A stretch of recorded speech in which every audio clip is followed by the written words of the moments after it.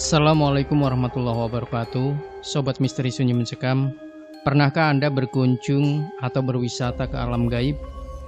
Yap, mungkin bagi Anda yang tidak punya ilmu yang mumpuni, tidak akan bisa berkunjung ke alam gaib. Namun, bagi orang yang punya linui atau punya ilmu yang mumpuni, mereka bisa mengunjungi alam gaib seperti dalam kisah nyata berikut ini. Sebuah kisah nyata misteri yang berjudul Jalan-Jalan ke Alam Jin Kafir dan Jin Muslim. Kisah ini diceritakan seorang Ikhwan Salafi Pramuka yang masa mudanya belajar ilmu memasuki alam jin pada saya, khusus setelah selesai pelatihan ruqyah di Bekasi. Saya bersahabat karena kami satu komplotan yang punya semangat menyerang kaum talafiyin bersama Ustadz Mahir. Beliau berani bersumpah bahwa apa yang dikatakannya semua kebenaran atas pandangan matanya sendiri. Kami ngobrol bersama Ustadz Salman Ruqyah Syariah sampai subuh, sama sekali tidak tidur. Sebut saja si Fulan namanya. Beliau mengawali keilmuannya dengan berpuasa selama lebih dari 100 hari dengan puasa mutih, hanya makan nasi dan air sayur saja. Fulan menjelaskan bahwa puasa lebih dari 100 hari karena hitung-hitungan namanya huruf Z dengan rumus-rumus khusus yang hanya diketahui oleh ustadznya. Setelah puasa mutih lebih dari 100 hari, dilanjutkan puasa 41 hari mengamalkan kulhu sungsang dan kulhu balik. Kulhu sungsang digunakan untuk menembus dimensi alam jin dan kulhu balik digunakan untuk kembali ke alam manusia. Lalu Fulan diajak gurunya, sebut saja namanya Ustadz Budi, ke ruangan khusus yang gelap dan dilingkari dengan garam yang sudah dimantrai. Gurunya mengatakan bahwa garam itu akan melindungi tubuh mereka saat meraga sukma dari jasadnya dimasuki jin lain. Lalu Ustadz Budi dan Fulan memejamkan matanya dan merapalkan mantra kulhu sungsang.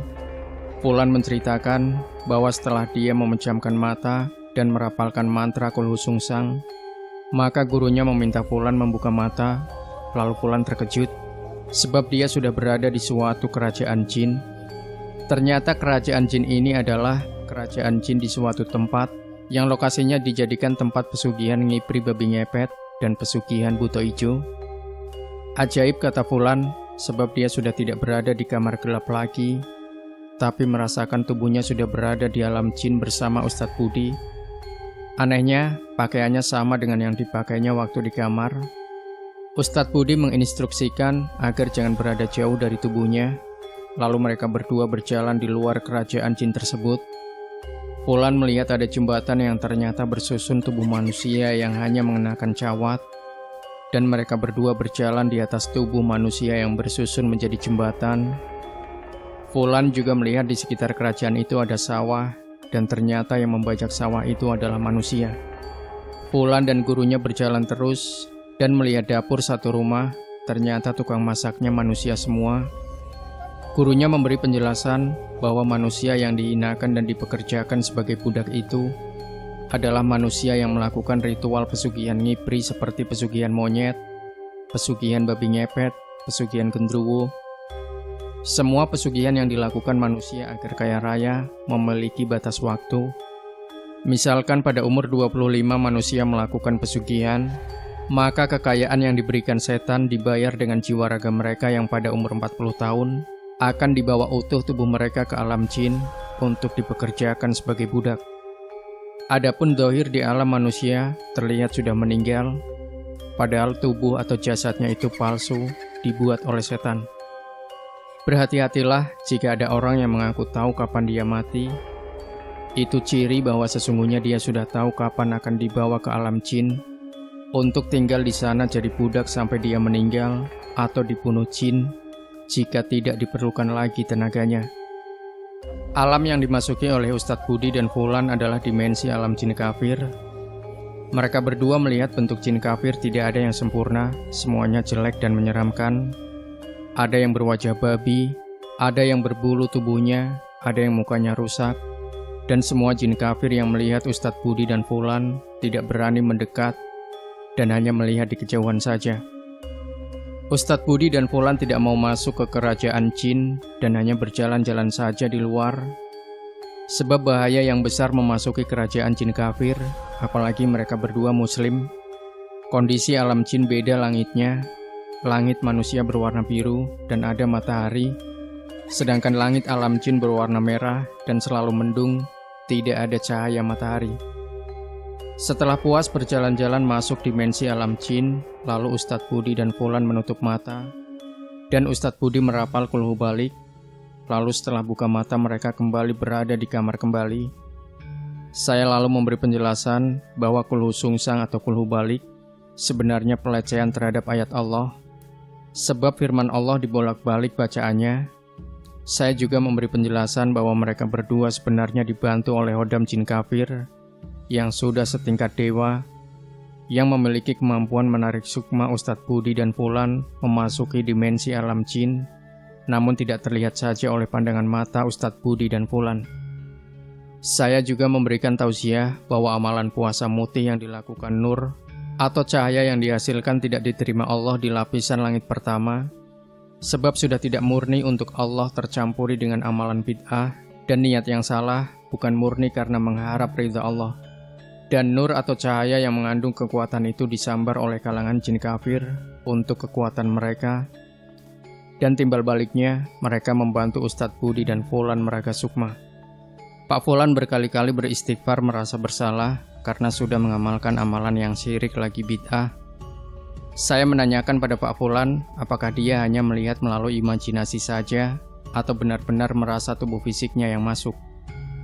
Pak Fulan mengatakan, "Pak Ustadz, setelah saya memejamkan mata, lalu disuruh buka mata, kembali saya merasakan benar-benar tubuh fisik saya langsung berpindah alam. Jadi bukan hayalan, sebab baju saya, kulit saya, nafas saya benar-benar merasakan seperti tubuh fisik saya."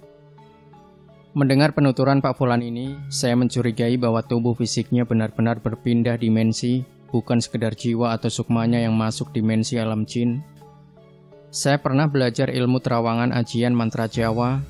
Yang saya lihat hanya gambaran di benak saya, yang sangat rentan hanya pengaruh hayalan belaka, atau atas bantuan jin memasuki teknologi video ke dalam benak saya, hingga bisa menyaksikan gambar yang saya inginkan. Saya juga pernah bermimpi masuk alam jin, bahkan masuk kerajaan jin dan bertarung dengan raja jin. Tapi ya, ini dalam mimpi. Sedangkan Pak Fulan dan Ustadz Budi dalam kesadaran penuh dan melihat dengan mata fisiknya dan tubuh fisiknya. Jikapun merasa sukmanya lepas, maka tentunya mereka akan merasakan bahwa jiwa mereka melayang-layang atau melihat tubuh fisiknya, tapi ini benar-benar tubuh mereka berpindah dimensi. Oke lah, masih menjadi misteri dan debatable apakah mereka berdua benar-benar masuk alam jin dengan tubuh fisiknya, ataukah benar memang meraga sukma atau cuma ditipu oleh jin. Pak Fulan lalu menceritakan bahwa dia pernah mengantarkan seseorang ke Gunung Kawi. Betapa terkejutnya saat dia melihat bahwa ada banyak pengunjung Gunung Kawi berwajah babi, berwajah anjing, berwajah buto ijo. Pak Fulan penasaran, lalu bertanya pada seorang bapak yang punya warung makanan, kenapa dia melihat wajah aneh-aneh para pengunjung Gunung Kawi. Bapak itu menjelaskan bahwa tidak setiap orang bisa melihat perubahan wajah. Semua yang wajahnya berubah itu sesuai dengan jenis pesugihan yang mereka ritualkan. Yang berwajah babi itu adalah mereka yang melakukan pesugihan babi ngepet. Pak Fulan berkata pada saya, "Pak Ustadz, sangat sulit memberangus kegiatan syirik di Gunung Kawi. Sebab semua masyarakatnya sampai aparatur pemerintahnya menikmati perputaran ekonomi yang banyak menghasilkan pendapatan dan kesejahteraan masyarakatnya. Dari pemerintah daerahnya dapat pajak pendapatan asli daerah, masyarakatnya ekonominya maju, dari tukang ojek, guide, warung makanan, toko umbur rampe perlengkapan ritual, juru kunci, sampai pengemisnya dapat uang semua." Pak Fulan menjelaskan bahwa orang-orang yang sudah berhasil mendapatkan kekayaan di Gunung Kawi biasanya tiap tahun akan membuat sesajen nasi tumpeng, dan hanya masyarakat desa Gunung Kawi yang boleh membuatnya. Para pengemis yang meminta-minta juga wajib dikasih oleh pengunjung sebagai persyaratan pesugihannya. Kebanyakan yang datang adalah orang suku Cina, tapi ada juga orang asli Indonesia. Biasanya pesugihan Gunung Kawi ini menumbalkan nyawa baik anggota keluarga atau karyawannya, juga menumbalkan anak-anaknya menjadi autis atau idiot, dan pastinya menumbalkan tubuh fisiknya sendiri jika sampai saatnya akan bangsa jin ambil untuk dijadikan budak. Saya geram mendengar penjelasan Pak Fulan. Saya dulu pernah diskusi dengan Ustadz Syamsul Arifin @Sobara, yaitu Ketua DPW Jabar, bahwa saya ingin peruqyah Kiai menghancurkan semua kerajaan jin yang menjadikan budak bangsa manusia di alamnya dan bisa menyelamatkan manusia yang dijadikan budak di alam jin. Saya mengajak Ustadz Salman Ruqyah Syariah kapan-kapan dibuat investigasi supranatural ke Gunung Kawi dan buat kerusuhan di kerajaan jin kafir. Dengan meruqyah, niatkan menghancurkan kerajaan mereka dan menyelamatkan bangsa manusia dari perbudakan bangsa jin, dan menyelamatkan akidah umat Islam tentunya dengan teknik-teknik khusus yang semuanya sudah tergambar di benak saya metodenya.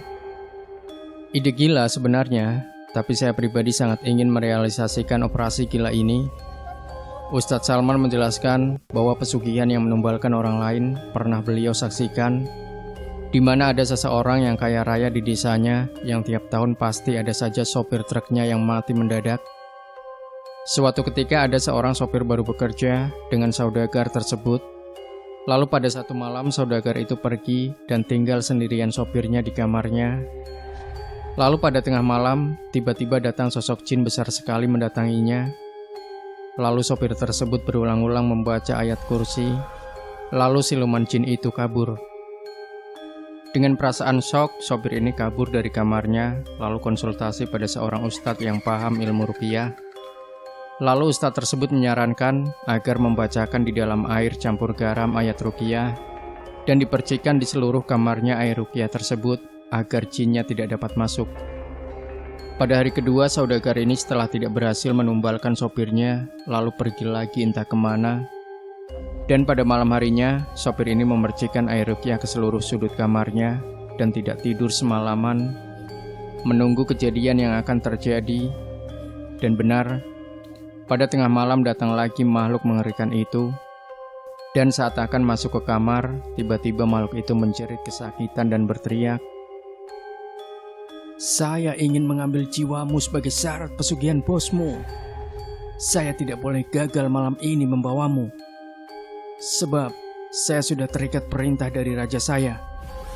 Jika saya tidak bisa membawamu, maka saya akan celaka." Lalu dengan sisa keberaniannya, sopir itu berkata, "Ambil saja bos saya, dan saya tidak akan mau kamu menculik saya." Setelah sopir itu berkata demikian, tiba-tiba makhluk tersebut di luar kamarnya menghilang, dan sopir itu mendapatkan kabar bahwa bosnya pada malam itu sekitar pukul 3 dini hari meninggal dunia. Sebenarnya bosnya ini diambil bulat-bulat dengan tubuh fisiknya ke alam jin, dan tubuh yang meninggal itu sebenarnya bukan tubuh asli bosnya. Dan subhanallah, efektivitas air ruqyah yang dipercikan menjadi hijab yang membuat bangsa jin tidak dapat masuk dalam kamarnya. Pak Fulan dan gurunya Ustadz Budi kali ini mencoba memasuki perkampungan jin muslim. Kembali Ustadz Budi dan Pak Fulan memasuki kamar dan merapal mantra Kul Hu Sung Sang untuk memasuki perkampungan jin muslim. Lalu, blas! Mereka merasakan tubuhnya tersedot masuk ke alam jin muslim. Dan saat membuka matanya, mereka berada di satu tempat yang banyak rumah-rumah persis alam manusia. Pak Fulan mengatakan, "Pak Ustadz, kalau nonton film Si Unyil, persis tuh, rumahnya juga pagarnya sederhana sekali." Pak Fulan melanjutkan penjelasannya, "Saya dan Ustadz Budi di alam jin muslim benar-benar bisa berinteraksi normal, layaknya di alam manusia. Lalu kami berjalan mengikuti jalan setapak. Saya melihat rumah-rumah di alam jin muslim jarang-jarang. Kami lalu bertemu seorang jin muslim yang seperti bapak-bapak tua yang memanggil kami. Kami melihat ternyata bapak jin muslim mirip sekali seperti manusia, kecuali matanya seperti mata kucing pupil matanya, telinganya juga runcing seperti telinga kucing. Jin itu memanggil kami berdua, 'Kalian manusia ya? Kenapa kalian bisa kemari? Apa kalian tersesat?' Pak Fulan menjawab, 'Tidak Pak, kami sengaja datang ke alam jin untuk jalan-jalan saja.' 'Ayo mampir nak ke rumah saya,' kata bapak tersebut. Lalu Fulan dan gurunya masuk ke dalam rumah jin muslim tersebut. dan disuguhi minuman oleh anaknya yang perempuan dan ternyata tidak berjilbab dan sangat cantik, kecuali memang matanya seperti kucing dan telinganya lancip. Pak Fulan merasa aneh sebab minumannya sangat kental.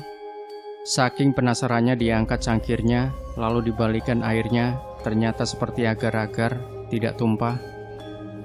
Bapak tersebut tertawa dan menjelaskan, "Nak, itu air teh yang kami ambil dari alam manusia. Yang kami ambil adalah sari dari teh bangsa manusia. Ketahuilah bahwa kami bangsa jin muslim sering mendatangi rumah-rumah kaum muslimin dan mengambil sari makanannya yang memang sudah Allah takdirkan untuk jadi makanan kami. Kami jin muslim senang berada di pelapon atap rumah dan dengan ilmu yang kami miliki, kami menyedot sari makanannya. Walau makanannya habis, sebetulnya pada dimensi jin masih tersisa sari makanannya yang bisa kami ambil. Saya berpesan pada manusia agar jangan membuang sisa tulang ke pembuangan sampah, sebab tulang yang kalian makan bagi kami di alam jin masih ada daging segarnya yang bisa kami makan. Buanglah di tanah agar kami bisa mengambil sarinya. Jika dibuang di kotak sampah, maka akan najis dan akan diambil oleh jin kafir.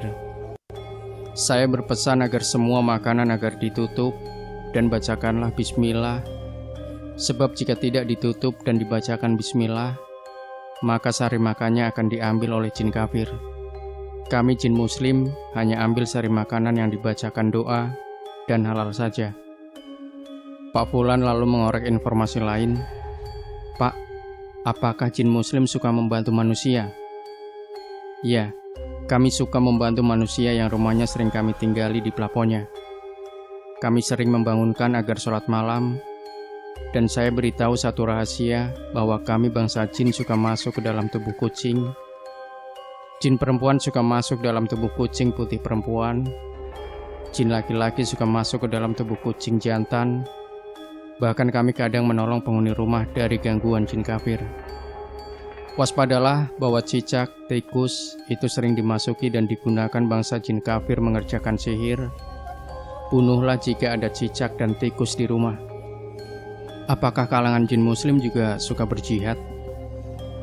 "Ya, kami kadang berperang melawan jin kafir, bahkan sering membantu manusia berjihad di jalan Allah."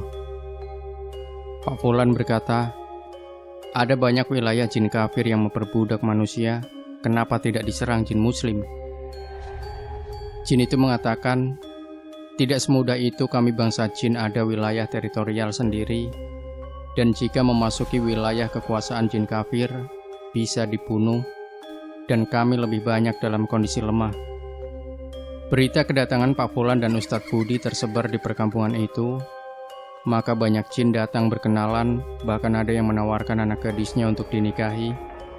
Masyarakat jin meminta agar kami mengimami sholat, dan yang menjadi imam sholat adalah Ustadz Budi, ujar Pak Fulan. Jin muslim di perkampungan itu merasa bangga bisa diimami oleh manusia, walau ada ulama di kalangan bangsa jin, sebab Allah menciptakan manusia lebih sempurna dari bangsa jin. Saya bertanya dengan Pak Fulan kondisi perkampungan jin muslim. Pak Fulan mengatakan, "Yang saya lihat persis alam manusia, juga hewan-hewannya, juga pepohonannya. Dan yang kami masuki adalah perkampungan sederhana, bukan kotanya, dan tidak ada istana mewah." Pak Fulan menjelaskan lagi bahwa perkampungan jin muslim yang dia masuki ada di Banten Selatan, daerah sekitar Bayah, sekitar tahun 1992. Pak Fulan bertanya, apakah bisa terjadi pernikahan manusia dan jin? Bapak jin itu mengatakan dengan mengutip surat Al-Quran, "Dan di antara tanda-tanda kekuasaannya, ialah dia menciptakan untukmu istri-istri dari jenismu sendiri, supaya kamu cenderung dan merasa tentram kepadanya, dan dijadikannya di antaramu rasa kasih dan sayang. Sesungguhnya pada yang demikian itu benar-benar terdapat tanda-tanda bagi kaum yang berpikir." Quran Surat Ar-Rum, Juz 30, ayat 21.